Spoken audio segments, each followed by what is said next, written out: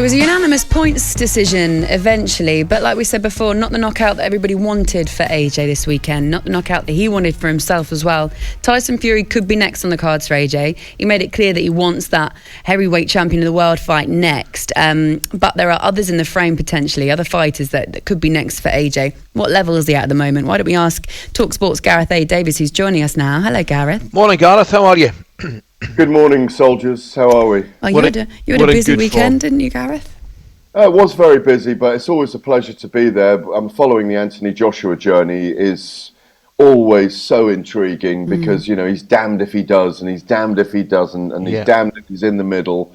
And we're all guilty of it because we expect so much of him. But, I mean, you were there, Laura. I don't know if you were there, Ali, but it was an amazing atmosphere as always because he's such a mainstream star and he has been for a long time. And, you know, I got the privilege and the pleasure, as you did, Laura, being up close with Anthony Joshua and all the other players in the game on Saturday night and all last week, to be honest. And, you know, to speak to him for talkSPORT directly afterwards, he was very disappointed in the performance and was only going to give himself maybe a 6 out of 10 for that, which is good to hear in many ways. Yeah. What did you think? Sorry, Ali, what would you rank it out of 10? I think I gave it a 7.5 live on air.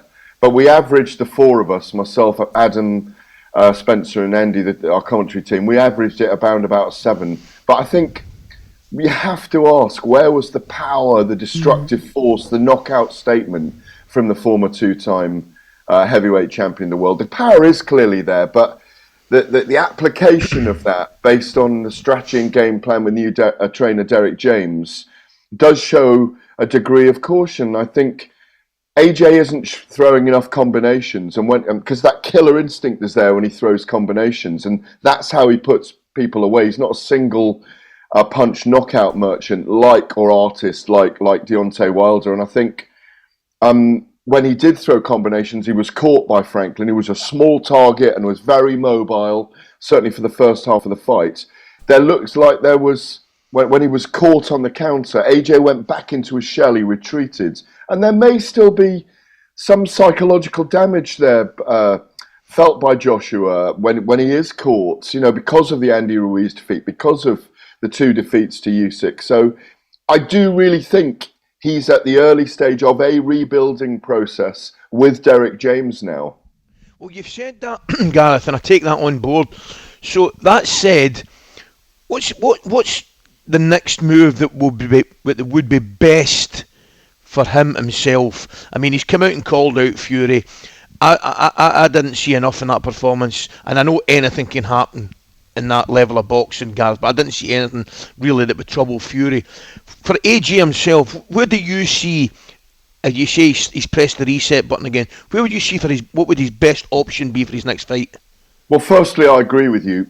I mean, I think if he fights Tyson Fury now, that's very much an endgame fight. He might earn £50 million for it, but it's an endgame fight because, I mean, this is not being disrespectful to Anthony Joshua, but the way Tyson Fury is, you could see him toying with him and maybe even knocking him out in the fight because he doesn't look ready. But styles make fights, and we don't know. And heavyweight boxing is all about the thrill of knockouts, and who knows, he might go into battle with Fury and just put it all in there. But I think Dillian Whyte is a good contest for him. It's a step up again. There'll be enmity there and animosity, and it will sell. But I got the sense that Eddie Hearn afterwards is hinting at a taller heavyweight, maybe even another build, and people will groan about that. But he's got a long deal with DAZN. He's got an appetite to go on. He doesn't seem to be in a hurry.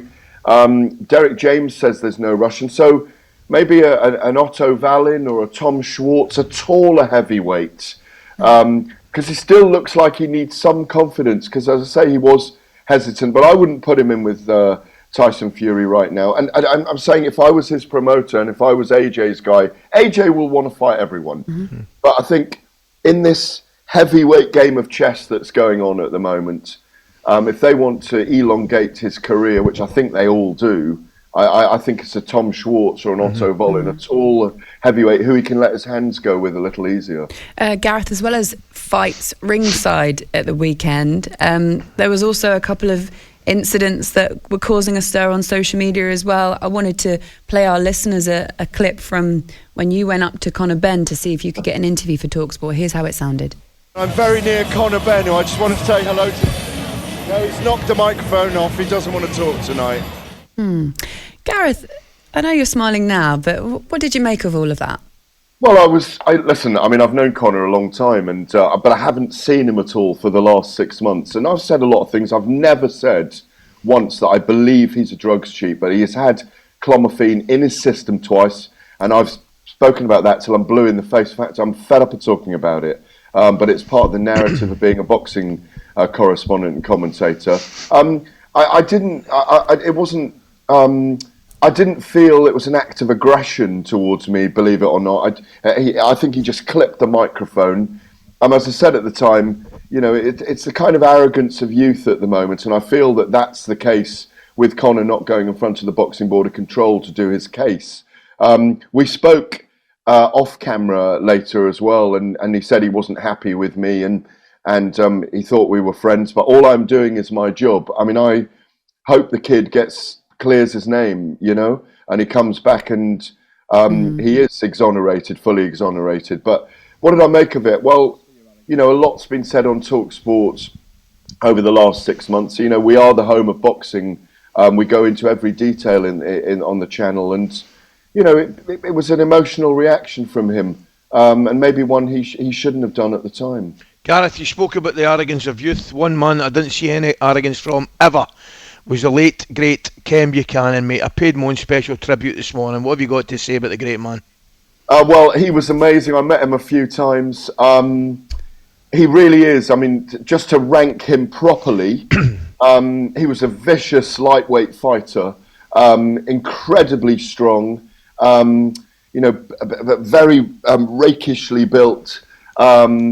Obviously won the world title in the 70s, early 70s against Ismael Ruben Navarro, of course, and then Ismael Laguna.